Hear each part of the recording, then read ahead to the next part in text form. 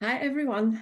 Today, I would like to read Out of Breaking the Habit of Being Yourself by Dr. Joe Dispenza. And the reason why I'm doing that is because in November, it will be 5 years that I am doing at least one meditation every day from Dr. Joe. And it could be a short one or it could be a long one, but I don't think that I missed that many days. Of course, I missed days. I'm not going to say it was every day, but I didn't miss so many days. So it's 5 years of meditating using Dr. Joe's work. And that doesn't mean that I don't like other kinds of meditation, which I do, and sometimes I integrate also. But for me, Dr. Joe's work was a lifesaver. When I started doing Dr. Joe's meditations, way before I went to a retreat and workshops and all that good stuff, I was not in good shape. My body was hurting like really bad. I had nightmares. I wasn't sleeping.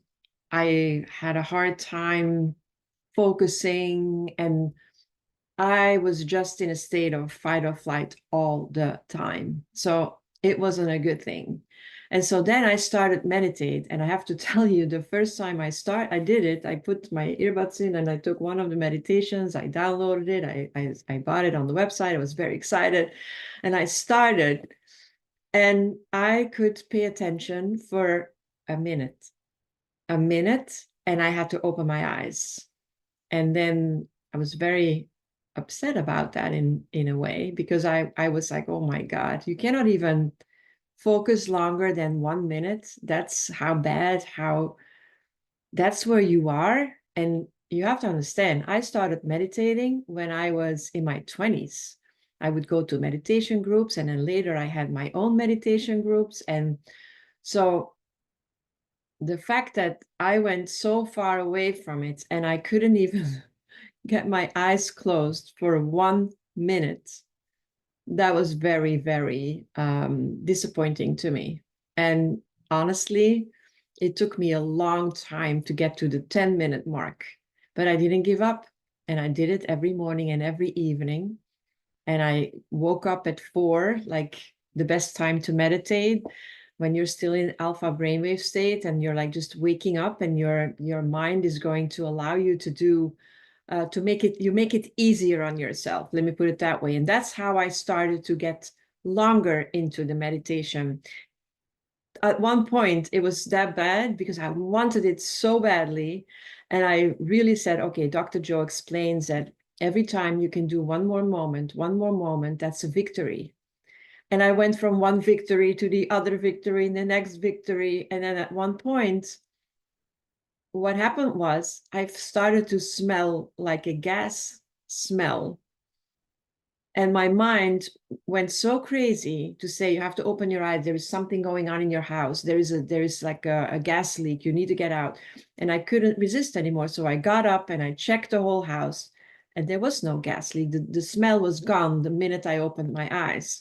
So this is how powerful the mind can be. And I'm not telling you the story for any other reason than to inspire you and to say, if you think you can't meditate, then that's what's going to happen. You're going to get all the proof that you can't meditate, but everybody can meditate. So you have to first change that, and you have to say in your mind, I'm the best meditator in the world. I can meditate. Of course I can. And I see all the proof in my life that I can meditate. And then you start doing better and better and better. And meditation has so many good things, brings so much good to your life. It has so many advantages. It's gonna be healing. You're going to become really who you are if you start peeling all the layers. So I want to read something, and I just opened the book, and this is what I'm going to read. And it's exactly, of course, because after a while, you're not going to be surprised anymore. It's what Dr. Joe Dispenza would say. Like, people come to him and they say, you're not going to believe what happened to me. And of course, we all believe it because we know we go from one miracle to the other.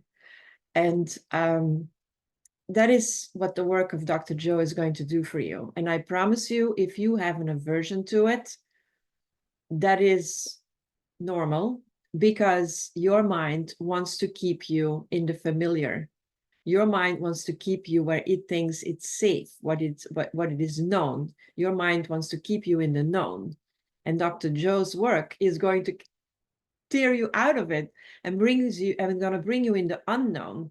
You think your mind is going to say, okay, let's do this? No, no, no, no, no, no. It's going to be, and I don't want to use it a fight because I'm going to install a limited belief in you if I'm saying that it would be a fight. It's not a fight. It is a journey. It is the journey of overcoming the habit of being yourself and becoming who you are really meant to be. Okay, so let me read. And I'm reading, so out of Breaking the Habit of Being Yourself, and I'm reading on page 171. Meditation will help you peel away some of the layers, remove some of the masks you've worn.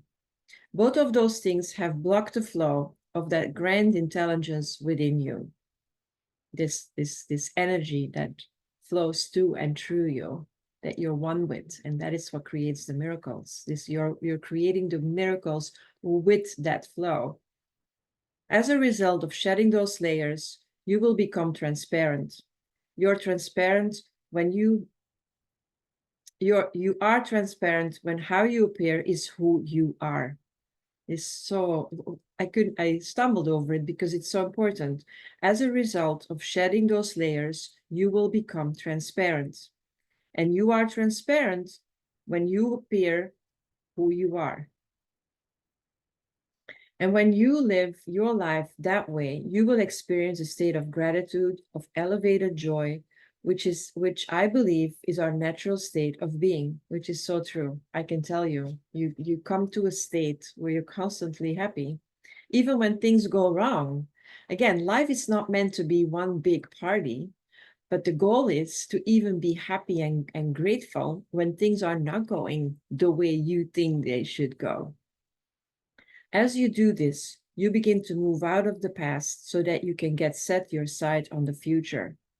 You're going to look at the future and forget about the past. I was stuck in the past. My head was going over all the scenarios that went wrong in my life over and over and over again. And guess what?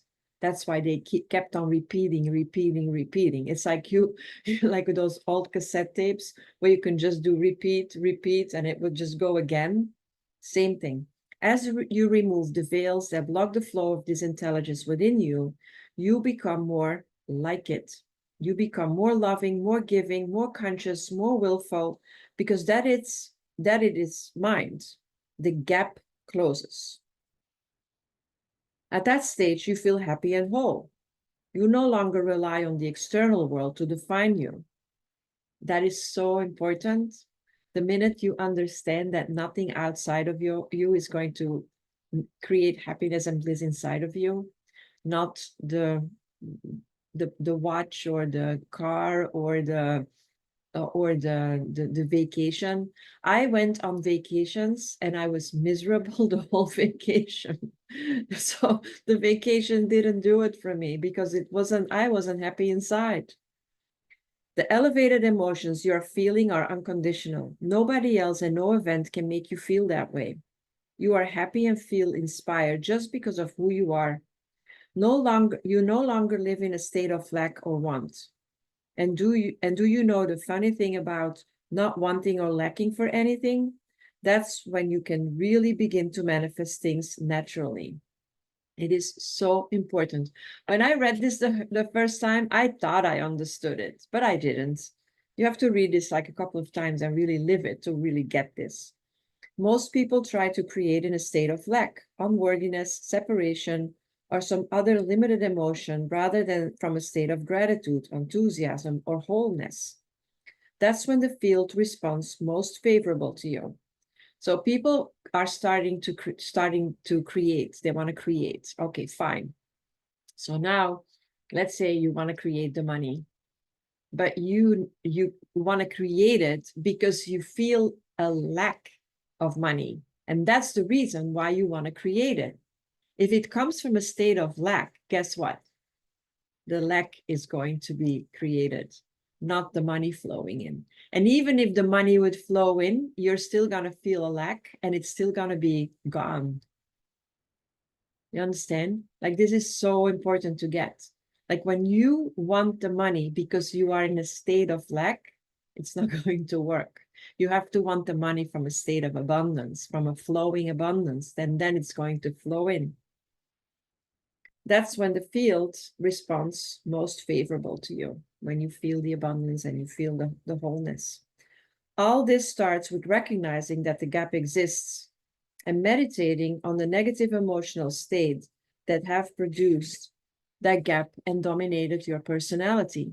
Unless you are prepared to look closely at yourself and assess your propensities with tender honesty, not beating yourself up for your failing, which I did in the beginning until I started to understand that this was not going to go well, you will forever be mirrored in some past event and the negative emotions it produced. See it, understand it, release it. Create with energy available to you by taking the mind out of the body and releasing it into the field. This is so important, you guys. Create with the energy available to you by taking the mind out of the body and releasing it into the field. And so Dr. Joe has on his website a lot of meditations that will help you just do that. And you know the good thing? Dr. Joe will always explain when you would purchase one of his meditations, he's going to explain to you exactly what you need to know intellectually so that your mind can really go with it. It's going to give your mind the information so that you can, knowledge is power. So if you understand it, and Dr. Joe is really putting a lot of emphasis on that, you need to understand, like he makes you teach it, or he makes to you share what you understood from what he said to your neighbor when you go to one of his events. Because if you get it, it's going to be so much easier for you, and it's going to be it's going to be an eye opener. So again, I hope you guys are inspired enough to buy the book and to read it and to start meditating or to give it a chance. It helped me tremendously and thousands of people with me. Have a wonderful day, you guys. See you next time.